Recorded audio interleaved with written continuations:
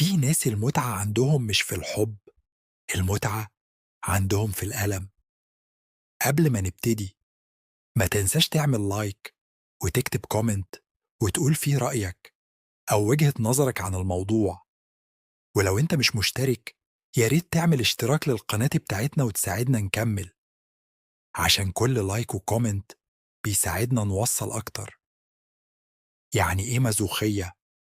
المازوخية أو ماسوكيزم هي حالة نفسية أو سلوك الشخص بيحس بالمتعة لما يتعرض للألم أو الإذلال. مش شرط ألم جسدي فقط، ممكن كمان ألم نفسي أو عاطفي.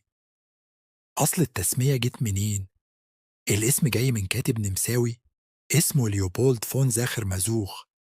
كان بيكتب قصص عن علاقات فيها سيطرة، إذلال، وألم، وكان هو نفسه بيحب يكون الطرف اللي بيتألم. ومن هنا جه اسم الماسوخيزم. هل المازوخية دايما جنسية؟ لا، في نوعين: مازوخية جنسية sexual masochism، لما الألم أو الإذلال جزء من الإثارة الجنسية. مازوخية نفسية عاطفية، لما الشخص بيعيش في علاقات مؤذية أو يفضل ناس بتوجعه نفسية. هل المازوخية اضطراب نفسي؟ لو السلوك بيأثر سلبا على حياة الشخص وبيسبب له أذى نفسي أو جسدي أو اجتماعي، وقتها بيكون تشخيصه في علم النفس sexual masochism disorder، وده موجود رسميا في DSM-5. طب ليه حد ممكن يحب الألم؟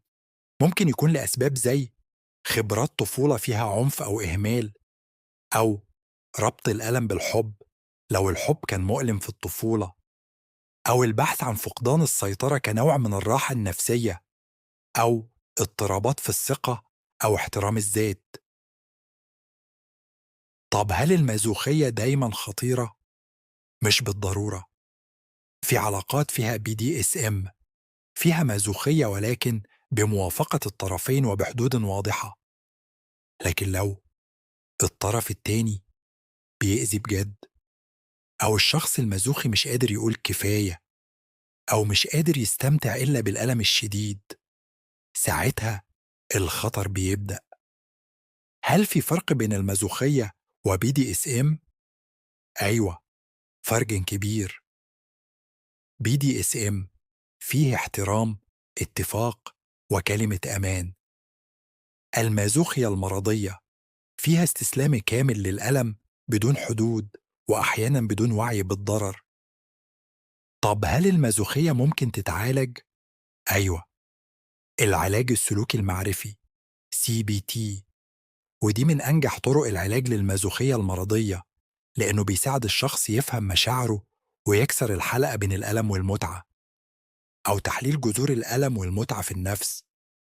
العلاج بيشتغل على فك الارتباط بين الألم والمتعة، ويفهم الشخص ليه الألم بقى مصدر للراحة أو الإثارة. أو علاج اضطرابات مصاحبة زي الاكتئاب، اضطرابات الهوية، أو مشاكل العلاقات، لأن المازوخية أحياناً بتكون نتيجة أو عرض لمشكلة أعمق. طيب، المازوخية دايماً منبوذة؟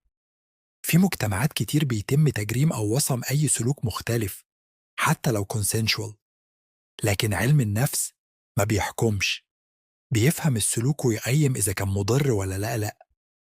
سؤال أخير ليك: هل أنت بتتحمل الألم علشان تحس إنك محبوب؟